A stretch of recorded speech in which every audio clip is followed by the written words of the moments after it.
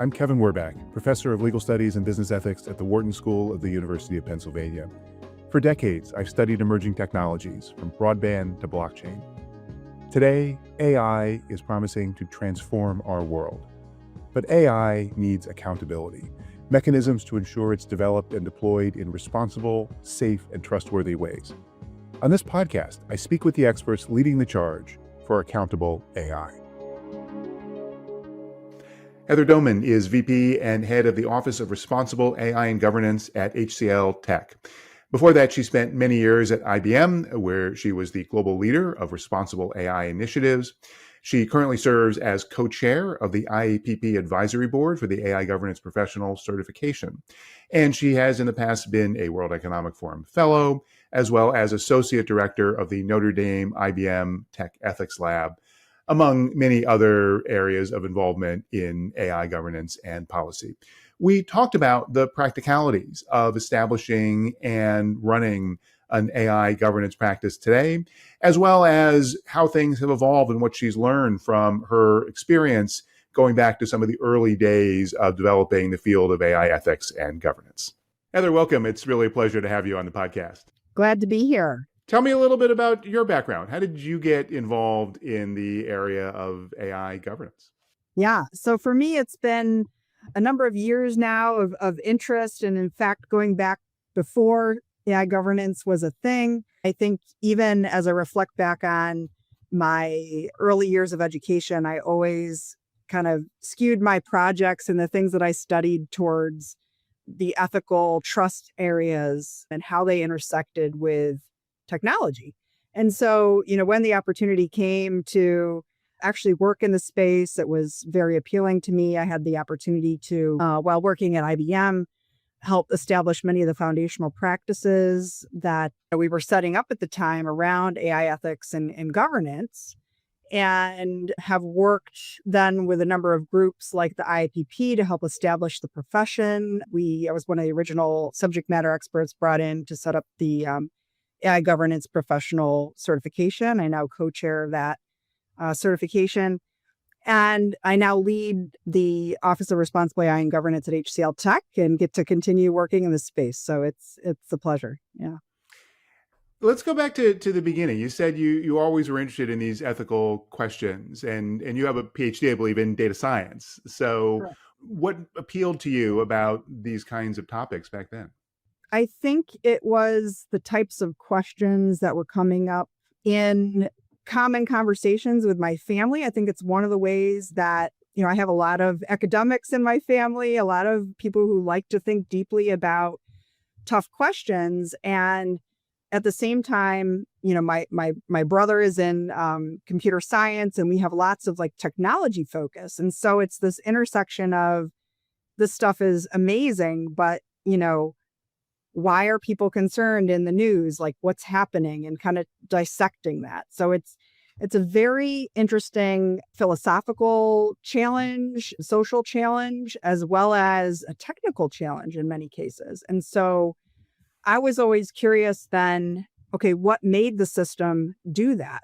Why did you get that outcome?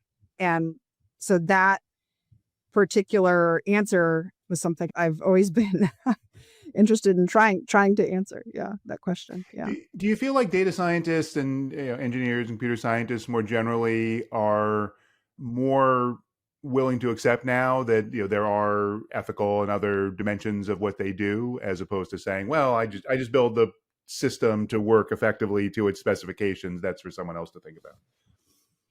Yeah, I've seen a major shift in that, even in the education space. Early on, in my data science education journey, ethics was maybe one chapter in one course. It really wasn't covered much. I'm now seeing many more programs, people that I work with and that I have the pleasure of interacting with, have the opportunity to go much deeper and learn much more about the ethical aspects of technology, and there's full-fledged programs around it.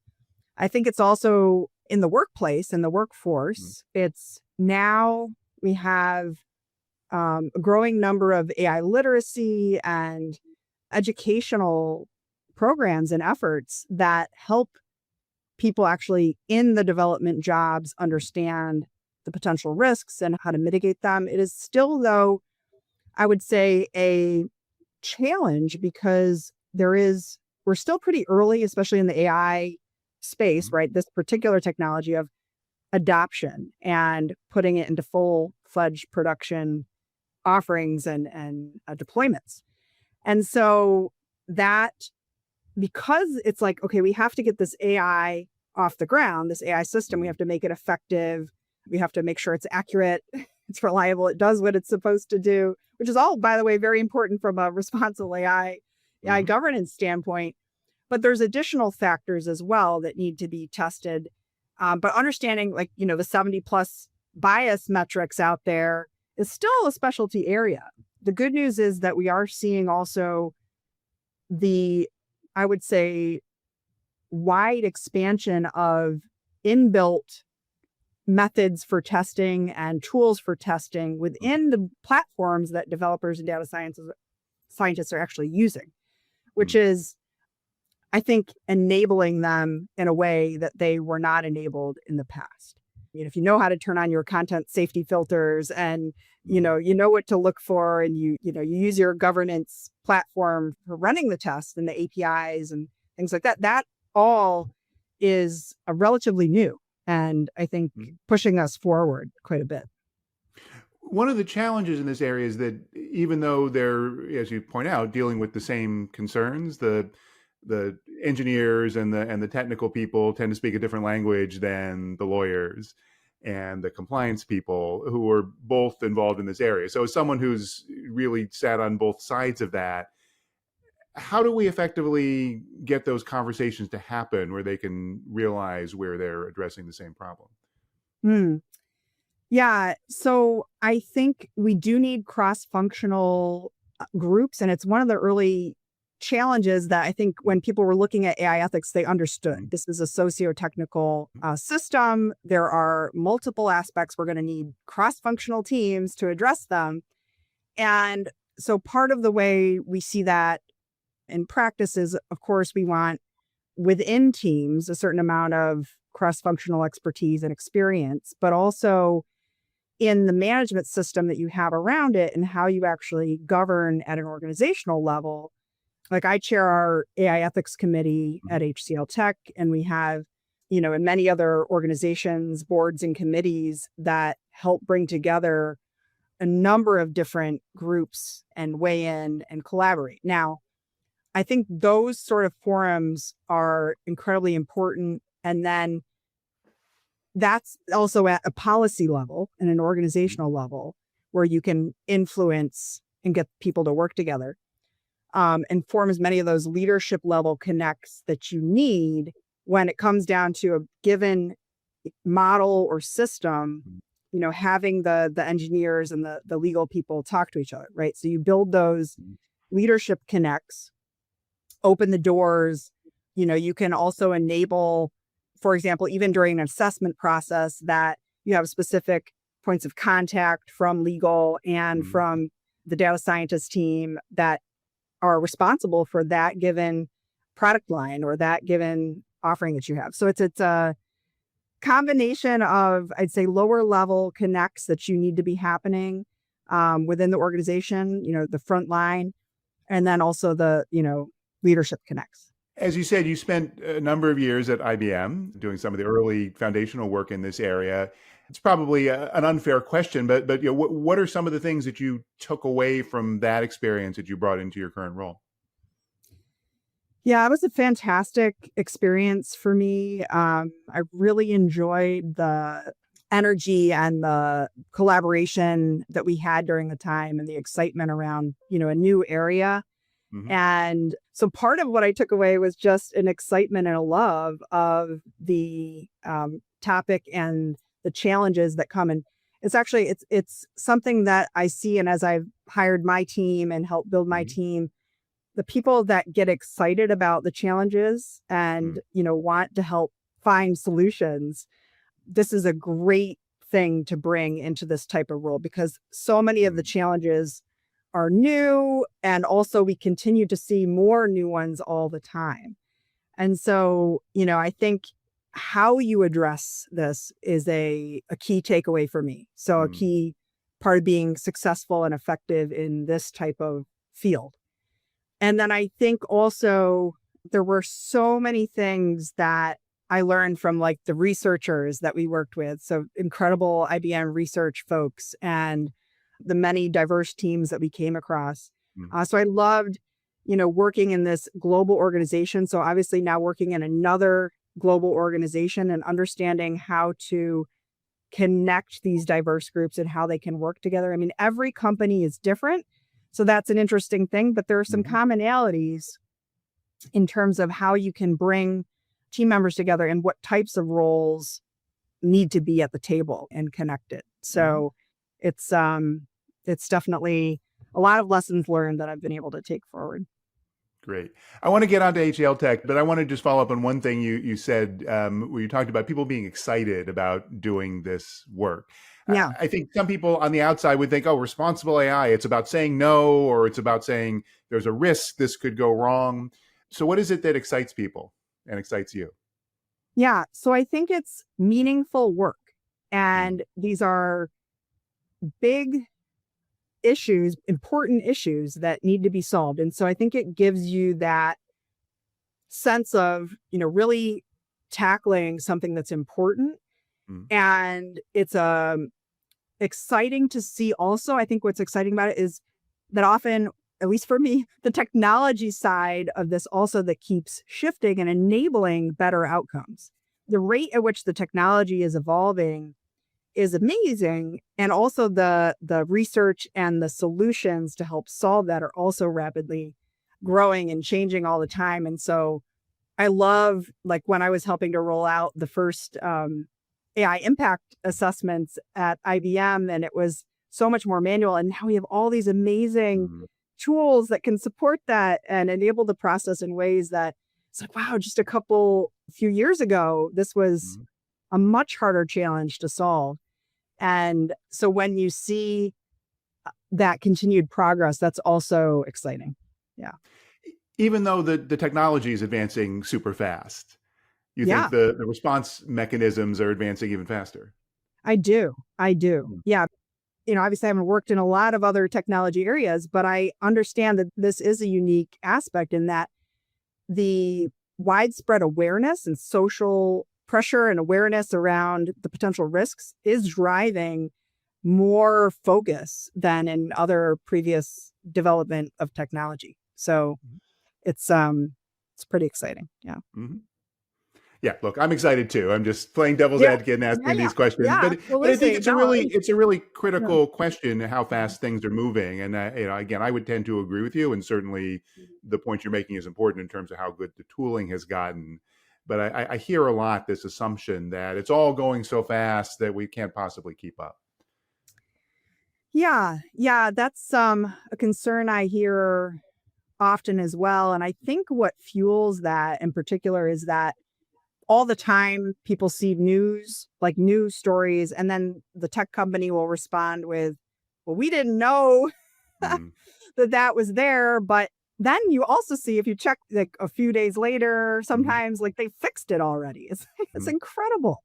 And so it is a challenge. We have to, that's certainly, it's not that it's not a concern Mhm. because, we don't want ideally, and it's also hard to know how many of those things actually got fixed. Like how many things we Mhm. not see in the news, right? Because I Mhm. think, and no, right, so much more is getting fixed Mhm. before it even gets out. Yeah. Now, I think, but what does get out scares people. I think it's just the scale at which these systems are being rolled out that we start to see more of these situations hit the news. And it's Mhm. also a headline, right? Right. So it's getting a Mhm. lot of attention these days.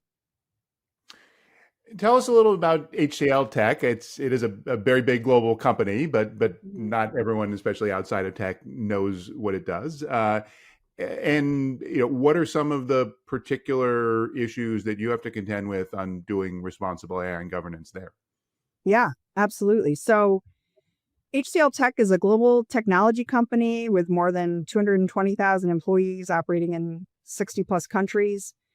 And we have clients all over the world and work on many different aspects of technology, including, managed services and how we help clients actually deploy. We're an integrated service provider. We can help to manage very difficult technology challenges that many other companies value that we can do, right? This is a very valuable service, as well as we have AI capabilities and platforms that we, put out and help develop. So we develop ourselves. We also help clients develop AI systems. And yeah, what's kind of unique from maybe other companies is that a lot of it's very client oriented work. So from an AI governance standpoint, right, it's much more about the client project, right? So we're dealing with a lot of individual client projects, which all have very unique aspects, right? It's a little different, I guess, if you were in an organization that developed one product or, a certain type of product set, and you have to manage the AI governance risks around that. We're dealing with many, many clients all over the world in different projects, and that does present unique challenges.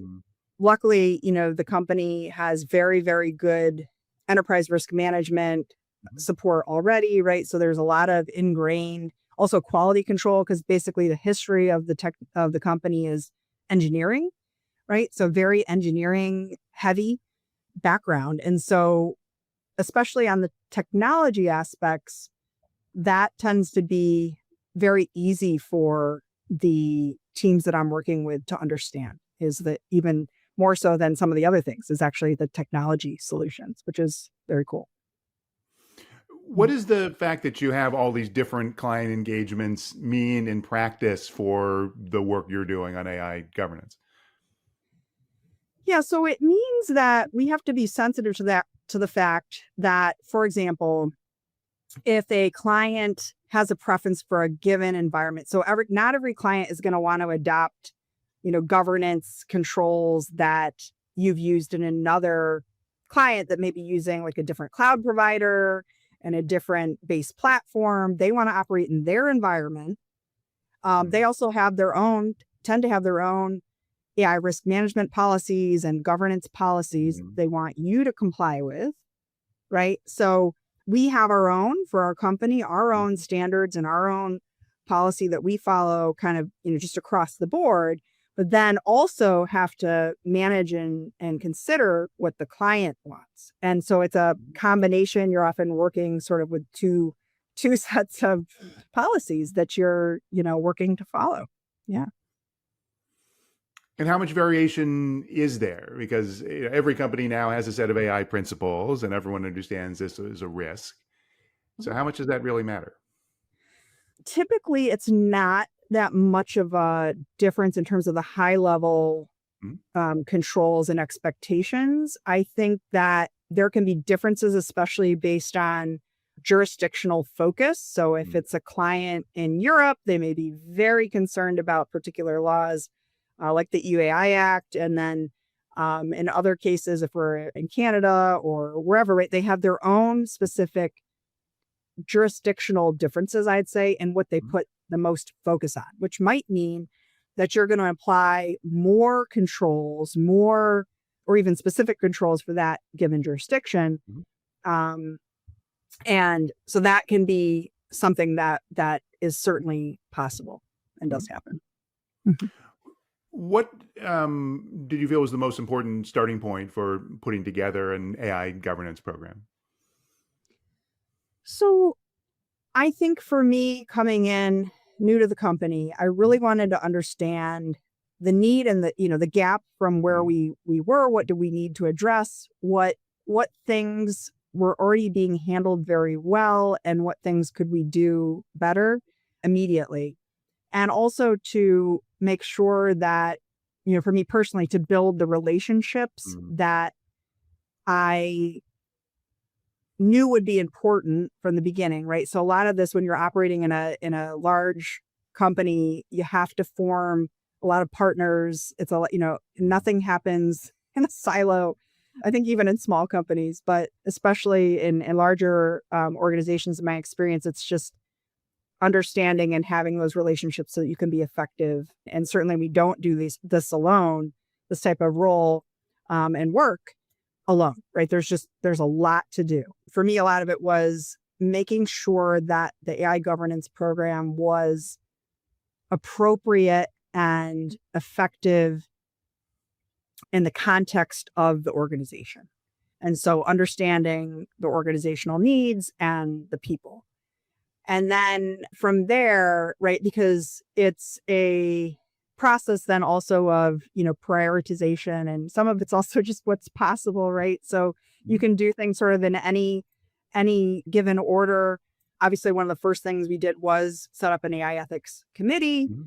and, really make sure that we started educating people a lot on the AI governance policy that we have and how do Mhm. we, put in place those controls. So a lot of it is, some of the things that, that you would expect anywhere, but just making sure also that it fits for the organization. So a lot of AI governance work on the ground is, how do I fit it into an existing process, Mhm. right? So there's an existing process. How do I insert the AI governance requirements, in our procurement process and our, what we do with clients and the actual life cycle of that client interaction, right? So a lot of it is process-based understanding. And then also, I think from a technology standpoint, understanding how the development teams work and at what point do they need in their process a Mhm. control or test run. And so it's a lot of, the details around, Mhm. that stuff. Yeah.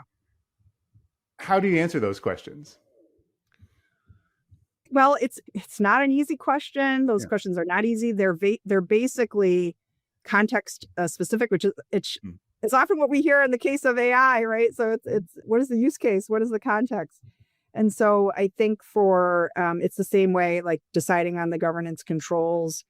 We have quite a bit of, if the control itself needs to be adapted or so given the type of work we're doing Mhm. with the client, right? For example, could be something that we need to think about. And also where we have client teams that are working on particularly high risk Mhm. industries, making sure that we have clarity, because there's often an intersection between existing laws and high risk, highly regulated areas and the AI governance laws. So what is that intersection point? Like Mhm. we've done a lot of work like with our life sciences and healthcare groups. So that becomes a question of too. I mean, this is a control you're inserting Mhm.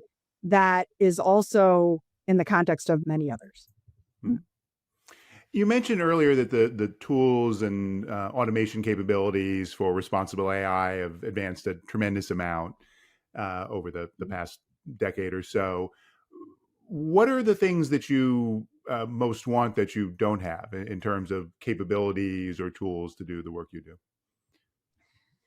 So I think that I think we have a lot to do on agentic AI still, Mm. right? I think this is just because the technology is so new. I think that I've seen a lot of really good research and a lot of good early product capabilities around this. I think we still have quite a bit more that we need to do and we'll see in the coming years. And that is the technology too. Just again, is something that we are seeing picked up very rapidly, but I am seeing a lot of movement in the research and development of governance controls for agents. I think also some of it is still in the process. What's really interesting about AI governance itself as a function and as a profession and area where people work, it can fit organizationally in many different Mhm. parts of a company, right, or organization, depending on where they sit, whether that's a privacy office or a legal group or Mhm. a technology office or a security office, right? So all of that is presents differences in the operationalization of the Mhm. process and also I think the potential for automation. And also I think that it's still a challenge with the number of different, we talked about the importance of cross-functional teams. but enabling good quality data sharing and integration, right, across those groups Mm-hmm. still, I think, is a challenge. And part of that Mm-hmm. is honestly just the human aspect and the risks of data sharing and merging and that sort of Mm-hmm. thing, right? So there's a lot of it is maybe not even the technology itself. It's just, if you can't get access to the data from that group, you may not have it as readily available Mm-hmm. for a AI governance type of Mm-hmm. work. Yeah. Where does your group sit within the organization? So we're part of the Chief Technology Mm. Office. So this is a technology group. Yeah. Yeah. So it's pretty common, I think, for organizations to have like a technology Mm-hmm. executive that is responsible for this, or it can be like a risk and compliance or Mm-hmm. privacy Mm-hmm. type of executive. And that's where it was for me at IBM, was more Mm-hmm. in the legal and privacy area. And yeah, it's a very, different skill set that's brought Yeah. to the team. And there's pros and cons both ways for sure. Oh, absolutely. But I'm curious, in your experience, what is what does it mean to be doing this work within that technology organization as opposed to more on the privacy or legal side? Yeah. So, I mean, I think we all bring our lens, right? Our lens of the world. And so technologists tend to say, how can I solve this with Mm-hmm. technology? How can I Yeah. measure it? What metrics do you have? What methods, what tools can I use? Mm-hmm. Whereas somebody in a area like law or Mm-hmm. compliance or privacy or risk is asking questions about, what are the risks? How do I measure? How do I comply with the law? What Mm-hmm. is the law? What is the specific clause? What is the definition? Mm-hmm. And so they're asking questions that are often framed a little different way. I think what I've seen is that they're both critical. So when I was operating in like more of the privacy, legal, risk type of area, it was always, where is the technology group so that we can get our Mm-hmm. technology questions answered? And same thing when I'm operating in the technology area. It's always like, Mm-hmm. okay, but we have to comply with this law. Lawyer, please help us with those definitions and the understanding of it. You need both. And I don't think that it necessarily matters where you place Mm-hmm. the group, as long as there can be effective collaboration and support between them. You mentioned a little bit ago agentic AI, and it's obviously something that a lot of people are talking about. What's really different from a governance perspective about agentic systems? Is there something that really makes it harder, or is it just asking the same questions for agents that you would be asking for other kinds of systems? Yeah, it is an AI system, clearly. So we ask many of the same foundational questions that we do about any AI system. So that's very clear and that's true. However, there are some unique challenges, but like AI systems, it is really risk-based. So Mm-hmm. depending on the situation in which you're deploying those AI agents, it's going to matter what kind of controls you have in place. But I think just the level of autonomy that the agent has is really driving that concern. So the ability to create compounding impact over Mm-hmm. time, operating independently, um, without proper oversight can be, an issue. Now, the speed as well is also a concern. When we used to think and talk about human oversight of AI systems, that was much more feasible. In this case, with AI agents, we're starting to look to more automated controls and oversight mechanisms as well, so that we can catch potential issues at the speed at which the technology moves Mm-hmm. itself. And so having, other agents that essentially govern agents underneath them is part of the picture. And so that also, and I think also there's challenges around the complexity of the environment and the number of connections that they have. So that root cause identification can sometimes be a challenge. So you really need good logging and tracking and Mm-hmm. understanding the source of potential issues And so that is a key component. If you're operating in multiple environments and calling multiple APIs and taking many different actions, you'll need to have, in your workflows for the agent, good controls and checkpoints, as well as, like I said, maybe oversight agents and things to help control. And what else is on your roadmap or agenda in terms of issues that you're focused on for the next year or two? Yeah, so a lot of what I'm hearing and seeing from clients is and this also in my own world, in my own experience. So I think just generally in the industry, there's a continued interest in adopting AI. So it's how do we get the most value and have the most benefit come from our adoption of AI? Everybody understands the importance of that. And then what does that mean in practice? But I think we're moving from a period that was, so we talked a lot about AI ethics and principles, in the 2018 sort of time frame. And then it was all about moving from principles to practice. So how do we put that into practice? And I still think large majority, and there's lots of studies to highlight the fact that we're still in this phase of getting it into practice, right? There's no doubt. We did actually released a study earlier this year with MIT on the gap that we see, right? So like 87% of executives feel that responsible AI and AI governance practices are important, but only 15% of them really felt ready to implement the necessary controls and, capable of managing the risk. Huge gap in terms of awareness and recognition of the issue and then being ready to actually implement. So I still, especially for practitioners like myself, we are still very much in this moving from principles to practice and continuing to stay abreast of the changes that continue to happen in the technology and the new challenges all the time. So that is, I would say, we're still there, but then there is a bit of a shift, I'd say, that's happening more around, how do we actually move from practice and sort of self-regulation, right? We didn't have many laws and frameworks. Now there's many more frameworks out there, the NIST AI risk management framework and the ISO 42001 standard, and all sorts of good frameworks and standards out there that we can look to now.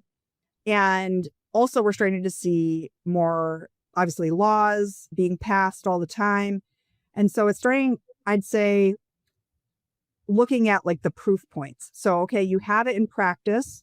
Now, how do we prove it? What maybe there's audits happening. Governments are asking and lawsuits and all sorts of things, right?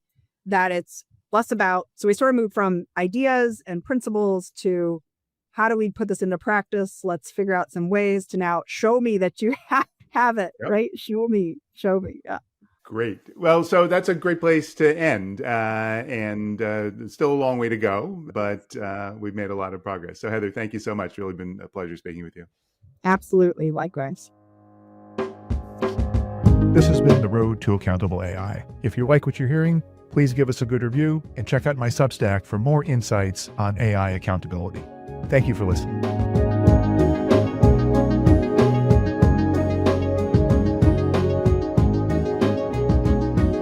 This is Kevin Werbach. If you want to go deeper on AI governance, trust, and responsibility with me and other distinguished faculty of the world's top business school, sign up for the next cohort of Wharton's Strategies for Accountable AI online executive education program, featuring live interaction with faculty, expert interviews, and custom-designed asynchronous content. Join fellow business leaders to learn valuable skills you can put to work in your organization. Visit execed.wharton.upenn.edu/ACAI for full details. I hope to see you there.